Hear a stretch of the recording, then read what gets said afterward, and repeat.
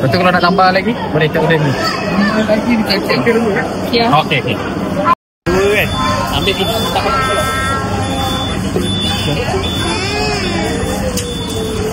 Dua.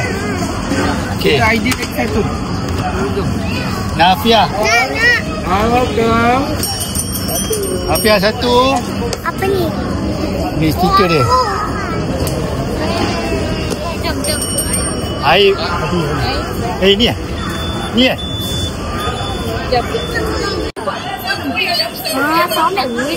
Oh, ada pas. Tengok cantiknya.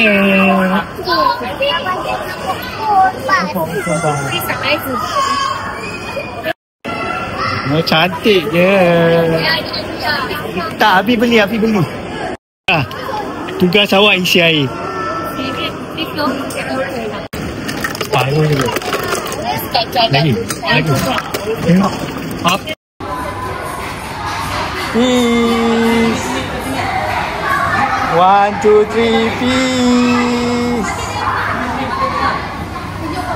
Parti 3P. Masuk je lah semua, Bu. Ibu masuk. Peace.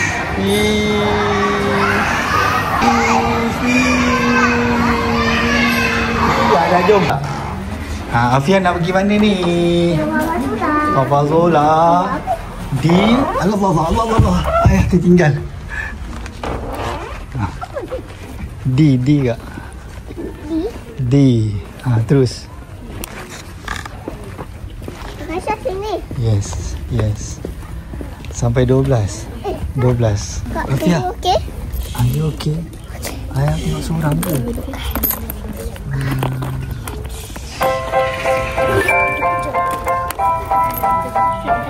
Toilet kita. Alah, jom. Aisyah kat sini. Dah masuk sini. Sini. Tak apa, dia masuk sana. Jom.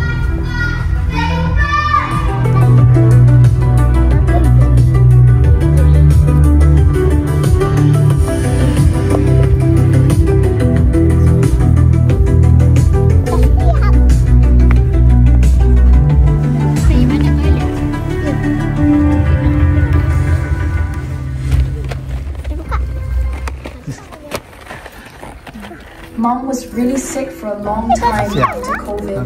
Every trip felt impossible. That's why planning everything ourselves was such a hassle. Kata orang, perubahan mestilah besar. Habis belum. Tutup. Nah, giliran kamu pula, wahai anak muda. Mani. Dah puas ke tengok? Dah puas? Kebenaran nama ni. Jaga kereta. Cuba pegang, sedap tak? Cuba test. Cuba pegang.